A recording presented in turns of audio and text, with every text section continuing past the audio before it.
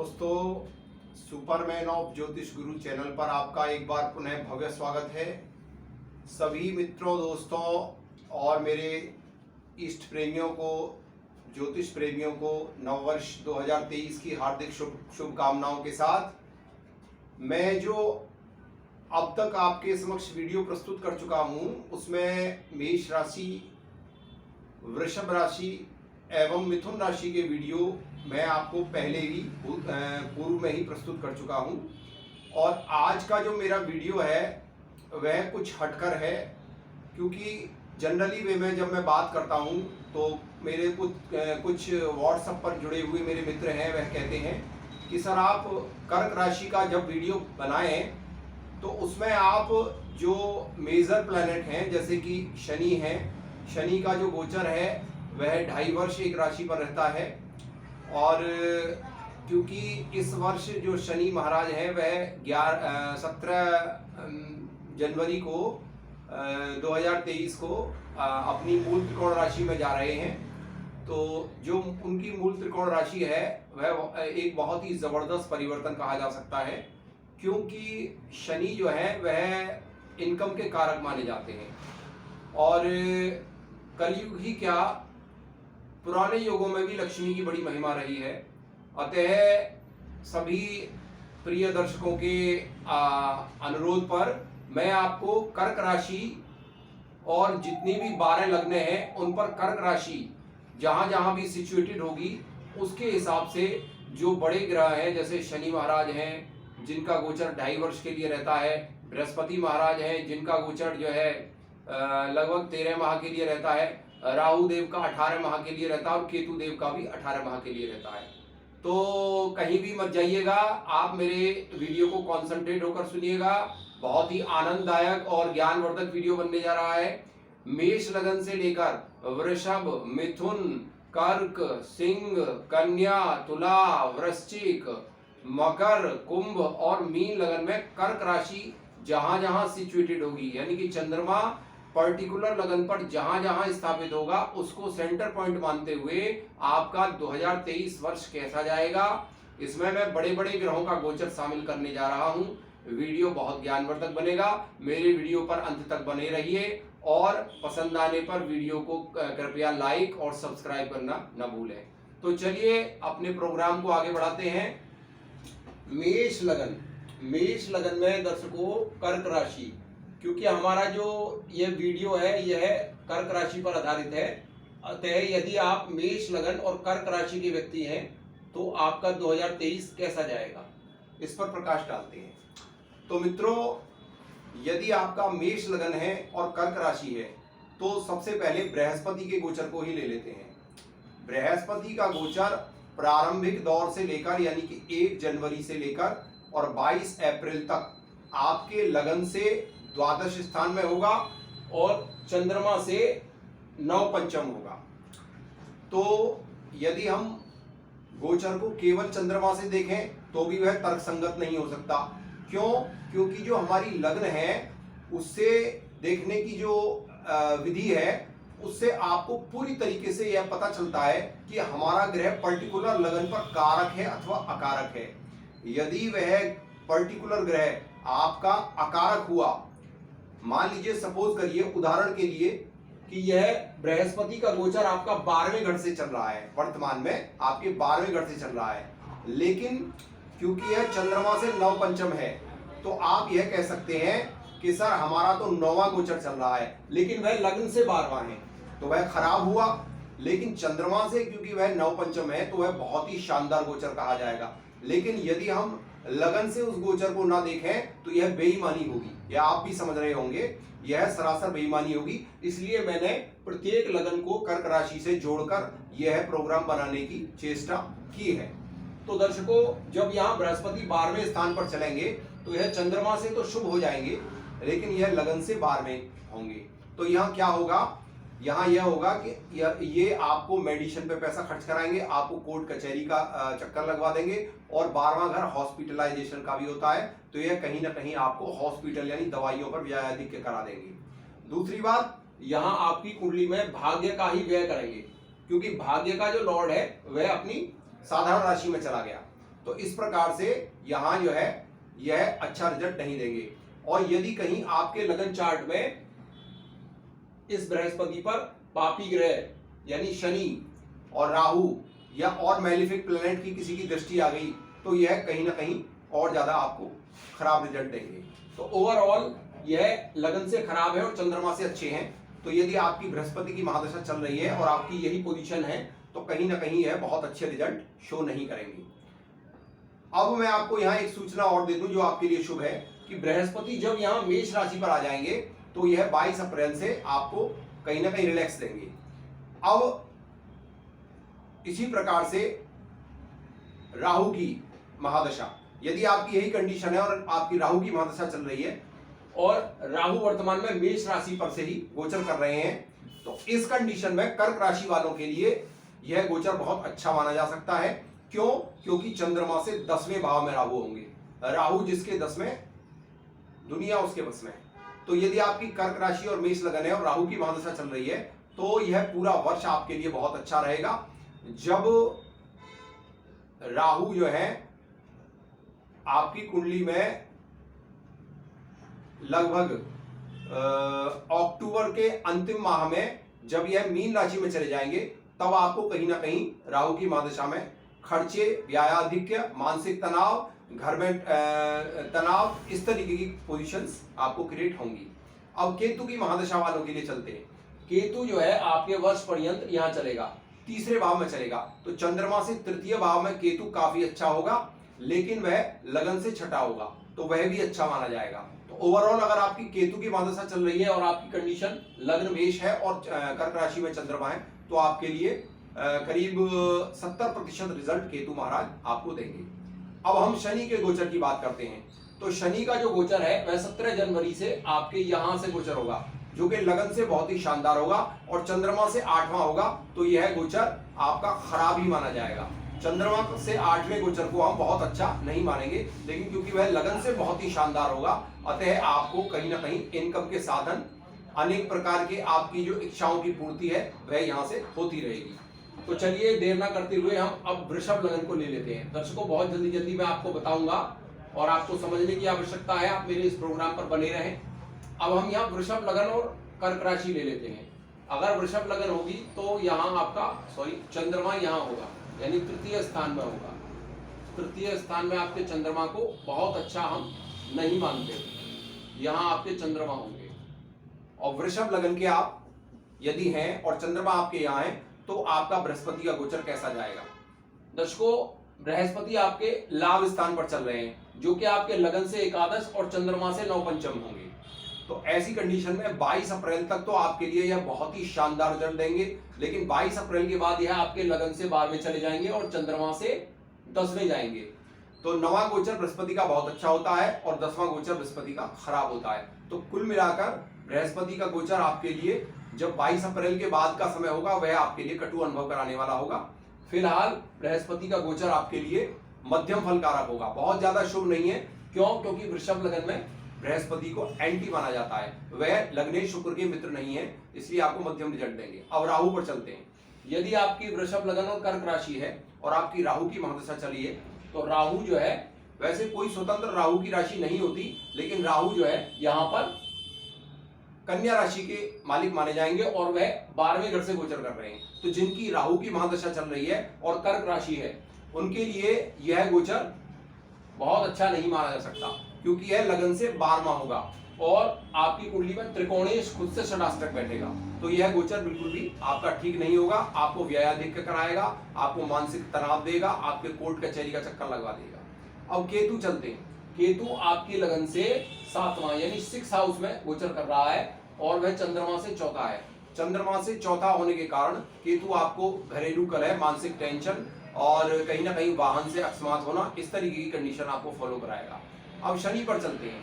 शनि का गोचर आपके अष्टम भाव से, दर्शकों, आपके शनि का गोचर आपके दशम भाव से होगा, लगन से 10वां होगा, लेकिन चंद्रमा से वह 8वां होगा।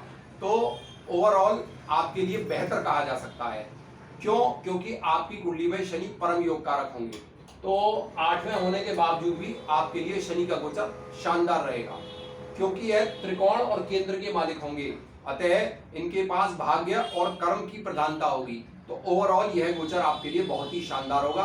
बस थोड़ा बहुत 8वें होने का योग जरूर बनेगा, क्योंकि आपको थोड़ा बहुत मानसिक तनाव दे सकता है। ओवरऑल अच्छा रहेगा। चलिए अब मिथुन राशि मिथुन लगन को ले लेते हैं। मिथुन लगन और कर्क राशि, यदि आप मिथुन लगन और कर्क राशि के व्यक्ति हैं तो आपके लिए आने वाला वर्ष कैसा रहेगा। तो मित्रों, आपके लिए यहाँ कर्क राशि आपके धन स्थान पे आ जाएगी। यहाँ आपके चंद्रमा विराजित हो जाएंगे।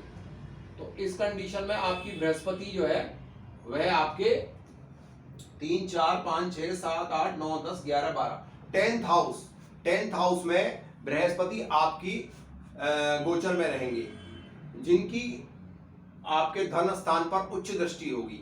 परंतु मिथुन लगन में बृहस्पति को केंद्राधिपति होने का दोष लगता है।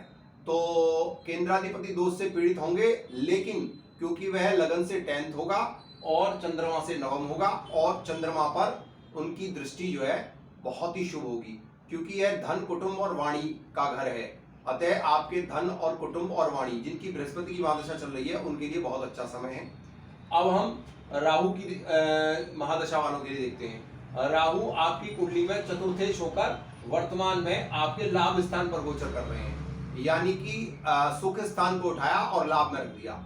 वैसे भी आपके लगन से एकादश में राहु का गोचर बहुत ही शानदार होगा। यदि कहीं आपके मंगल की स्थिति बद से बदतर है या बहुत खराब है, या मंगल पर बहुत ज्यादा मैलिफिक ग्रहों का अफेक्ट है, उसको छोड़ दें तो आपकी जो राहु की दशा वाले हैं उनके लिए बहुत शानदार गोचर है। क्यों? क्योंकि यह चंद्रमा से भी दशम गोचर होगा और यह लगन से एकादश होगा। तो इसकी जितनी भूरी भूरी प्रशंसा करें उतनी ही कम है, यानी कि यह गोचर आपके लिए बहुत शानदार रहेगा। केतु की महादशा, केतु की महादशा वालों के लिए केतु जो है 3, 4, 5, 6, 7 पंचम भाव में गोचर करेंगे, लेकिन वह चंद्रमा से चौथे होंगे, लगन से पंचम में होंगे। तो लगन से पंचम में होने के कारण आपके लिए यह गोचर कोई भी पापी ग्रह होगा और वह त्रिकोण स्थान में बैठा होगा तो उसका गोचर बहुत ज्यादा खराब नहीं कहा जा सकता। तो लगभग 65 और 70% आपको केतु की महादशा वालों को, क्योंकि यह लगभग वर्ष पर यंत्र ही केतु जो है पंचम भाव त्रिकोण स्थान में आपके विद्यमान रहेंगे। अब हम शनि का गोचर देखते हैं। मिथुन लगन वालों के लिए शनि इनके भाग्य स्थान में गोचर करेंगे और कर्क राशि से यह अष्टम भाव में गोचर करेंगे और यह अष्टमेश भी है। तो ओवरऑल लगन से जो 9th हाउस में गोचर है वह बहुत अच्छा कहा जाएगा। इसमें कहीं कोई संशय नहीं है कि आपके जो शनि की महादशा वाले हैं उनके लिए यह गोचर बहुत अच्छा हो सकता है। चंद्रमा से अष्टम गोचर है। जब भी यह रेट्रोगेट होंगे, अब की बार जो शनि है वो 5 या 4.5 महीने के लिए रेट्रोगेट होने जा रहे हैं, जो कि लगभग आपके जून से लेकर वर्ष पर्यंत यह वक्री रहेंगे। तो जब वक्री काल होगा उसमें थोड़ी दिक्कत आएगी, क्योंकि उसका जो ग्रह का रेशियो है वह यहाँ से चंद्रमा को देखेगा। तो ऐसी कंडीशन में वह कहीं ना कहीं क्राइसिस दे सकता है। ओवरऑल शनि का गोचर आपके लिए बेहतर है।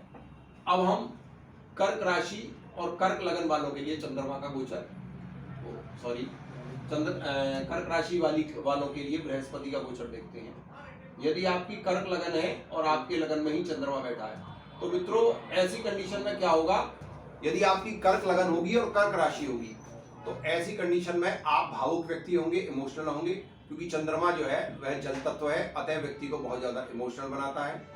और ऐसी कंडीशन में आपके भाग्य स्थान से जो गोचर होगा वह आपका 22 अप्रैल तक रहेगा मीन राशि में। इसके बाद वह वर्ष पर्यंत आपका मेष राशि में आ जाएगा। तो यदि हम यह कहें कि बृहस्पति की जो महादशा वाले हैं वह बहुत ही प्रसन्न हो जाए, क्योंकि बहुत ही लाजवाब गोचर रहेगा भाई, चंद्रमा से भी नवम और लगन से भी नवम। तो यह गोचर बहुत ही शानदार होगा। और उसके बाद फिर वह दशम में गोचर करेगा, जो कि आपके धन स्थान को भी मित्र दृष्टि से देखेगा। तो यहाँ अगर मैं यह कहूँ तो अतिशोक्ति नहीं होगी कि कर्क राशि वालों के लिए बृहस्पति का गोचर अब तक की जितने भी मैंने लग्नों पर बताया है सबसे बेहतर रहने वाला है, सबसे बेहतर रहने वाला है, बहुत शानदार। इसके बाद राहु को ले लेते हैं। राहु जो है मेष राशि में गोचर करेंगे, जो कि आपके लगन से भी 10वें होंगे और चंद्रमा से भी 10वें होंगे। तो इसमें कोई कहने की बात ही नहीं है कि राहु का तो 10वें में गोचर बहुत ही अच्छा होता है। अब केतु को ले लें। केतु आपके चतुर्थ भाव से गोचर करेंगे। जिनकी केतु की महादशा चल रही है उनके लिए मैं यह गोचर बहुत अच्छा नहीं मानता, क्योंकि वह लगन से भी चौथा होगा और चंद्रमा से भी चौथा होगा। उनको कहीं ना कहीं उनके पारिवारिक जीवन में कलह का अनुभव होगा और वाहन से अकस्मात होने का भी उनको खतरा रहेगा और ओवरऑल मन जो है बहुत अशांत रहने की संभावना बनेगी। केतु से संबंधित उपाय आप YouTube पर जाकर सर्च कर लें और वह करें। अब हम शनि के गोचर को ले लें। शनि का गोचर भी दर्शकों कर्क राशि और कर्क लगन वालों के लिए कोई बहुत अच्छे रिजल्ट शो ऑफ नहीं करेगा। क्यों? क्योंकि यह भी जो है अष्टम भाव में गोचर होगा और अष्टम भाव का जो गोचर है वह मैं बहुत अच्छा नहीं मानता। तो YouTube पर आप शनि से संबंधित जो भी उपाय हैं, मेरे पुराने जो वीडियोस हैं मैं उनका लिंक आपको दे दूंगा, उसमें जाकर आप उनको शनि के उपाय देख सकते हैं और कर सकते हैं। तो चलिए प्रोग्राम को आगे बढ़ाएं और हमारा जो सिंह लगन है उसके अकॉर्डिंग यदि हम चंद्रमा कर्क राशि में लेंगे तो वह हमारे 12वें स्थान पर आ जाएगा। तो दर्शकों 12वां स्थान निंद्रा का भी है और भोग स्थान भी है। वैसे तो 12वें स्थान में किसी भी ग्रह को बहुत अच्छा नहीं मानते, लेकिन क्योंकि चंद्रमा जो है स्वग्रही होंगे तो वह, अब बृहस्पति को देखते हैं, बृहस्पति कहाँ जाएगा। बृहस्पति का जो गोचर है 22 अप्रैल 2023 तक तो रहेगा अष्टम भाव में। तो अष्टम भाव में जिनकी बृहस्पति की महादशा चल रही है और कर्क राशि है और सिंह लगन है, उनके लिए यह वीडियो है। तो ओवरऑल जो है यह गोचर अच्छा नहीं कहा जा सकता। हालांकि पंचमेश बृहस्पति है तो अष्टम में गया है, तो कहीं ना कहीं आपको जो है जो आपकी एजुकेशन है उससे कहीं ना कहीं डिस्टरबेंस होगा, वह बीच में छूट जाएगी। और जो लोग संतान के लिए तैयारी कर रहे हैं उनके लिए भी यह गोचर बहुत अच्छा नहीं कहा जा सकता है। बृहस्पति से संबंधित उपाय करें। राहु का गोचर, राहु का गोचर आपकी कुंडली में आपके भाग्य स्थान से होगा, तो लगन से भाग्य में होगा और चंद्रमा से दशम में होगा। तो ओवरऑल आपके लिए यह गोचर बहुत अच्छा कहा जा सकता है, क्योंकि केंद्र और त्रिकोणों में आपका कोई भी गोचर होता है, कोई भी ग्रह सिटिंग करता है तो वह काफी अच्छा होता है। अब केतु के लिए, केतु आपके तृतीय भाव से गोचर करेगा, तो तृतीय भाव पराक्रम भाव है और वह 8वें से 8वां है, अतः वहां पापी ग्रह अच्छा रिजल्ट देते हैं। तो ओवरऑल आपके लगन से तीसरा होगा, चंद्रमा से चौथा होगा। चंद्रमा से चौथा होने के कारण वह खराब होगा, लेकिन ओवरऑल आपको अच्छे रिजल्ट देगा, क्योंकि तृतीय भाव में पापी ग्रह अच्छा रिजल्ट देते हैं। अब हम शनि का गोचर लें। शनि का गोचर आपके 7th हाउस से होगा।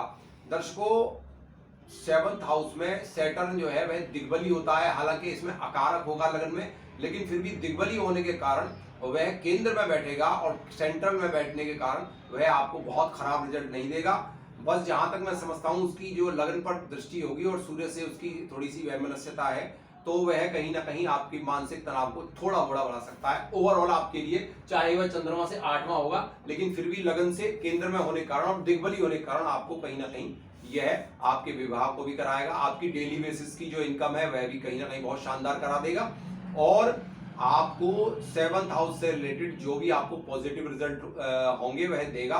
वैसे भी जो सिंह लगन है उसमें शनि को छठे भाव का मालिक माना जाता है और छठे भाव में शनि अति विशिष्ट कार्य होते हैं, तो अगर वहां के हाउस का वह होल्ड रख रहे हैं तो वह बहुत खराब रिजल्ट नहीं देंगे। अब हम आगे प्रोग्राम को बढ़ाएं और इसमें हम कन्या लगन को ले लेते हैं। कन्या लगन वालों के लिए, कर्क राशि वालों के लिए यह 2023 वर्ष कैसा जाएगा।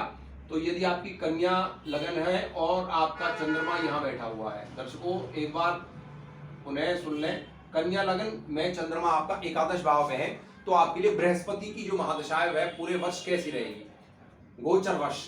तो दर्शकों कन्या लगन वालों के 7th हाउस में बृहस्पति बैठे हैं, जिनकी लगन पर दृष्टि है और एकादश स्थान पर दृष्टि है और पराक्रम स्थान पर दृष्टि है।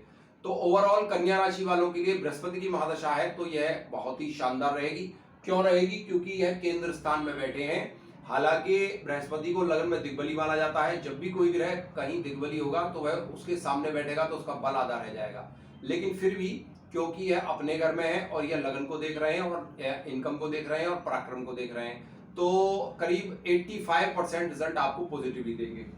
अब हम राहु की महादशा, राहु जिनकी राहु की महादशा चल रही है और यह कंडीशन है कि कन्या लगन है और चंद्रमा उनका एकादश भाव में है, कर्क राशि है, तो उनके लिए क्योंकि यह 8वें में होगा गोचर, लगन से 8वें में होगा और चंद्रमा से दशम में होगा और यह उनका लग्नेश होगा, क्योंकि कन्या राशि में राहु को स्वग्रही माना जाता है। लग्नेश का अष्टम भाव में गोचर में चला जाना यह बहुत अच्छी सूचना नहीं है। ओवरऑल 20 से 25% रिजल्ट ही राहु की महादशा में आपको मिलेंगे।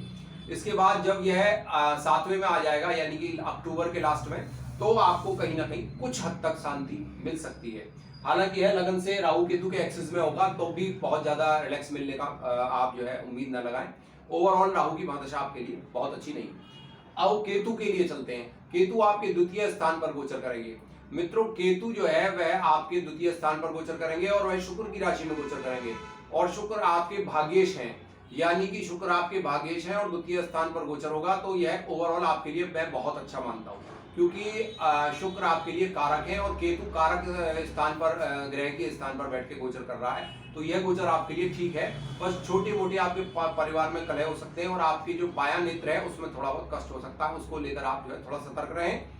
अब हम इसी श्रृंखला को आगे बढ़ाएं तो आपके शनि का, जिनकी महादशा चल रही है, उनके लिए क्या पोजीशन है। शनि आपकी कुंडली में दर्शकों 6 हाउस में रहेंगे। तो 6 हाउस में जो शनि है वह ओवरऑल बहुत ही अच्छा रिजल्ट देते हैं, इसमें कहीं कोई शंका का प्रश्न नहीं है। छठे हाउस में शनि का रिजल्ट बहुत शानदार रहेगा, और जब यह वक्री हो जाएंगे तो इनका रिजल्ट और ज्यादा शानदार हो जाएगा, यानी जून से लेकर वर्ष पर्यंत लास्ट तक यह वक्री रहेंगे। तो ओवरऑल जिनकी शनि की महादशा है, कन्या लग्न है और कर्क राशि है, उनके लिए यह जो गोचर का जो वर्ष 2023 है यह बहुत ही शानदार, बहुत ही शानदार। चलिए अब हम इसी श्रृंखला को आगे बढ़ाते हुए यहाँ तुला लगन ले लेते हैं। तुला लगन और कर्क राशि, यानी कि आपके जो चंद्रमा है वह यहाँ बैठेंगे। चंद्रमा आपके बैठेंगे 10th हाउस में। दर्शकों, कर्म स्थान, कैरियर स्थान, यह चंद्रमा के लिए बहुत अच्छा स्थान हो गया। और बृहस्पति आपके बैठेंगे दर्शकों 12वें यानी 6 हाउस में। दर्शकों 6 हाउस में बृहस्पति का गोचर बहुत अच्छा नहीं कहूंगा, लेकिन कुछ स्थितियों में अमिताभ बच्चन साहब की कुंडली में उच्च का बृहस्पति 6 हाउस में है, उन्होंने कितनी तरक्की की। उसका मेन कारण क्या है दर्शकों कि 6 हाउस में जब बृहस्पति बैठेगा तो उसकी उच्च दृष्टि या मित्र दृष्टि कह सकते हैं दर्शकों, उच्च तो नहीं कहेंगे, मित्र दृष्टि उसकी धन स्थान पर पड़ती है, कुटुंब स्थान पर पड़ती है। तो ओवरऑल यह आपके लिए मध्यम फलकारक कहा जाता है, क्योंकि यह लग्नेश का शत्रु है, अतः बृहस्पति की महादशा वाले जो है वह मध्यम रिजल्ट माने। लेकिन इसके बाद जब बृहस्पति जो है 22 अप्रैल 2023 को मेष राशि में आ जाएंगे, तब आपके लगन पर, आपके लाभ पर, आपके पराक्रम पर उनकी दृष्टि होगी, तब वह कुछ हद तक आपको सुकून देंगे। अब राहु की महादशा, राहु की महादशा जो जिनकी चल रही है, राहु का गोचर इनका मेष राशि में यानी आपसे 7वें भाव में, यानी राहु केतु का एक्सेस मानिए। तो जब भी किसी लगन पर पर्टिकुलर राहु केतु का एक्सेस होता है तो वह अच्छी नहीं मानी जाती। तो केतु को भी यहीं ले लेते हैं हम, राहु को भी, दोनों की जिनकी महादशा चल रही है उनके लिए अच्छा समय नहीं कहा जाता। अब हम शनि का गोचर देखते हैं। तुला लगन और चंद्रमा से शनि अष्टम भाव में होगा, लेकिन लगन से नवपंचम होगा। केंद्र और त्रिकोण का मालिक होगा शनि, और तुला लगन वालों के लिए लगन में ही उच्च के हो जाते हैं। बहुत ही शानदार, ए क्लास जिनकी शनि की महादशा चल रही है, बेशक वह चंद्रमा से अष्टम होंगे, लेकिन इनके लिए बहुत ही अच्छा समय कहा जा सकता है। चलिए अब हम वृश्चिक राशि को ले लें। वृश्चिक राशि यानी वृश्चिक लग्न, सॉरी, वृश्चिक लग्न और चंद्रमा आपका यहाँ स्वग्रही। दर्शकों बहुत ही शानदार, बहुत शानदार, जितनी तारीफ करें उतनी कम। दर्शकों 22 अप्रैल 2023 तक बृहस्पति आपके यहाँ 12 नंबर की राशि में रहेंगे, जो कि आपके भाग्य स्थान और आपके लगन को देखेंगे। तो 22 अप्रैल तक तो चारों ओर से खुशी, धन, वैभव, यश, मान, सम्मान आपको मिलता रहेगा। इसके पश्चात आपके मेष राशि में शनि चले जाएंगे, यानी कि 8, 9, 10, 11, 12, 1, यानी आपके 6 हाउस में चले जाएंगे, और वह चंद्रमा से 10th हाउस में होंगे। कोई टेंशन लेने की जरूरत नहीं है, अच्छा समय कहा जा सकता है। हालांकि वह लगन से 6ठे भाव में है तो खराब है, क्योंकि बुद्धि का मालिक 6ठे में चला गया, यानी रोग में चला गया, यानी बुद्धि बीमार हो जाएगी, यानी टेंशन क्रिएट हो जाएंगी। लेकिन फिर भी क्योंकि चंद्रमा से 10वां होगा, सुकून भरा होगा, कोई टेंशन मत लीजिए। बस ओम नमो भगवते वासुदेवाय नमः इस मंत्र का आप जाप करते रहें तुलसी की माला पर। चलिए अब राहु को ले लेते हैं। राहु आपकी जो लगन चार्ट है उसमें आपके कन्या राशि के मालिक होकर, और वह आपके 6ठे भाव में पड़ेंगे। 6ठे भाव में दर्शकों राहु का गोचर बहुत ही शानदार होता है, और वहीं जिनकी केतु की महादशा चल रही है उनकी 12वें भाव से वर्ष पर्यंत केतु गोचर करते रहेंगे। तो केतु का 12वां और राहु का 6ठा होना, यह कर्क राशि और वृश्चिक लगन वालों के लिए ओवरऑल बहुत शानदार गोचर कहा जा सकता है। अब शनि पर चलते हैं। शनि के लिए आपको 8, 9, 10, 11 आपके 4थे भाव से गोचर होगा, और यहां से होगा अष्टम गोचर। दर्शकों यह बहुत स्वीटेड नहीं कहा जा सकता है, यह बहुत स्वीटेड नहीं कहा जा सकता है कर्क राशि और वृश्चिक लगन वालों के लिए। लेकिन क्योंकि 4th हाउस क्षेत्र हाउस है और शनि को हम क्षेत्र का कारक मानते हैं, अतएव प्रॉपर्टी में इन्वेस्ट करने के लिए, नया मकान बनाने के लिए आपको कहीं ना कहीं पॉजिटिव रहेगा। लेकिन सुखों में व्यवधान, आपके माता के स्वास्थ्य को दिक्कत करना, वाहन से अकस्मात होना, यह आपके लिए थोड़े से सावधानी के क्षेत्र रहेंगे। चलिए अब धनु लगन और कर्क राशि को ले लेते हैं। धनु लगन में दर्शकों कर्क राशि पड़ती है अष्टम भाव में। धनु लगन वालों के लिए कर्क राशि अष्टम भाव में पड़ेगी। अष्टम भाव में यहाँ पर आपकी धनु राशि पड़ेगी दर्शकों। तो यह पोजीशन आपके लिए